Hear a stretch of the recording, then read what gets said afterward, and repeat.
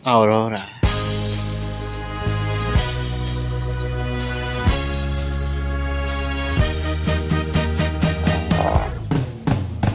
So, hello guys. So, pauli na unta ko.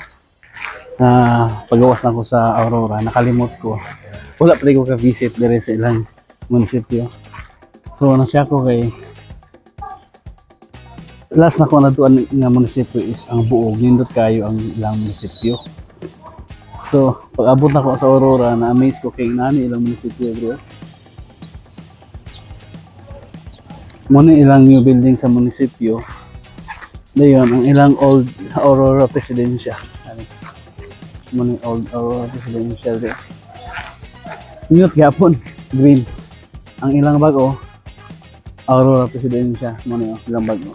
So, atbang lang, ang old nga munisipyo nila o ang new nga munisipyo.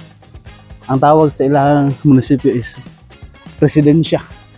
Aurora Presidencia. Doon ay pagka, kasi tawag na Italian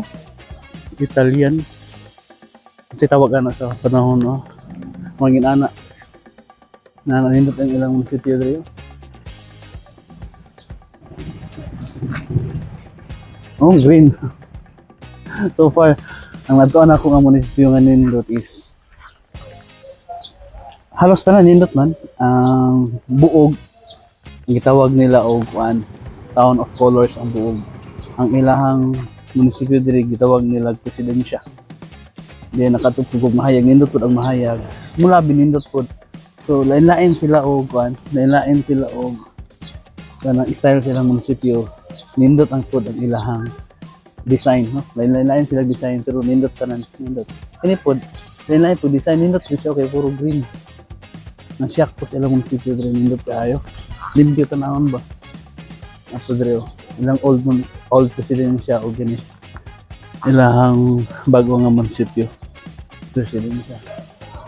So muli nang tata ganina nakainom ko og balik sa nang pud dumdumon ang ilang munisipyo kay nara siya sa sentro pod priya pod sa Buog sentro pod ang ila halos tanan man tanang munisipyo na is naagi sa sentro nindot kay munisipyo. Okay guys, so muli na ta. Mana ato ang first stop na to is dito ta sa Mahayag. Kadua ta sa Mulabi, paghaman katulong na ta sa Aurora. So bisitahan po na to ubang munisipyo kung unsa ang ilang design sa ilang hall, municipal hall. So muna ato ang sunod na to video. So muna ato ang mga lain-lain nga munisipyo sa Zamboanga Peninsula. Okay, let's go.